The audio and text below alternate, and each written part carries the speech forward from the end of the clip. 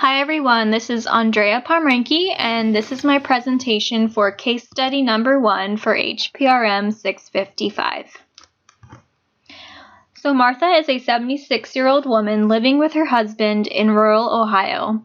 As retirees, both she and her husband lead a slow-paced life and enjoy watching television together to pass the time and participate in very little physical activity besides tending to the flower garden from time to time in the summer.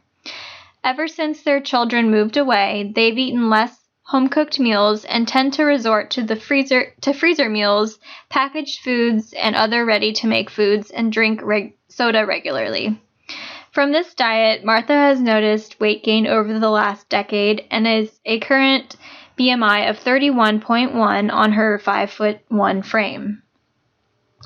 4 years ago, Martha was having difficulty with gastroesophageal reflux disease or acid reflux, likely due to her diet, and per her doctor's recommendation, she went on a proton pump inhibitor to help with reducing stomach acid from moving up into the esophagus, and she has been taking this medication for a total of 4 years.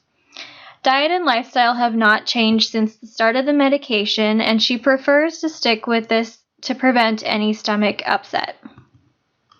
Recently, her husband has noticed that she has begun to look more sickly with paler skin and has also noticed changes in behavior such as a lack of coordination and spatial awareness.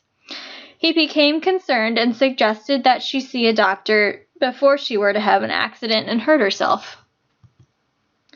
At this age, dementia could be a possibility to cause spatial awareness, but the physician first orders complete blood work to rule out any other causes for concern. Upon receiving the results, it is noted that B12 serum levels are 177 picograms per milliliter. 200 picograms per milliliter through radioassay method is considered to be deficient. Because this individual is older, the other available breath tests were not considered due to their invasive nature. Upon receiving the B12 serum levels, the Schilling test was administered to provide a more accurate assessment of B12 levels as well as folate. Below normal levels of B12 were excreted through urine during this test, signifying that Martha is deficient.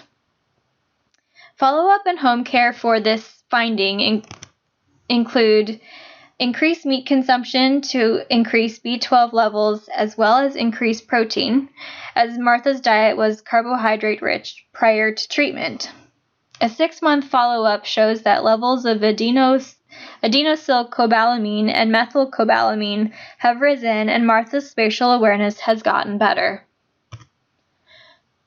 Questions for this case study might include: why might gastrointestinal issues predispose Martha to this deficiency?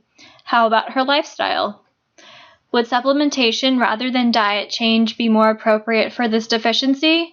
Why or why not?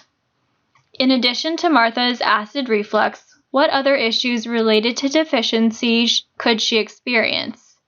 Would this deficiency be linked to an adverse drug reaction or drug-nutrient interaction, and why? What transporter protein signals deficiency when identified in blood work for this vitamin?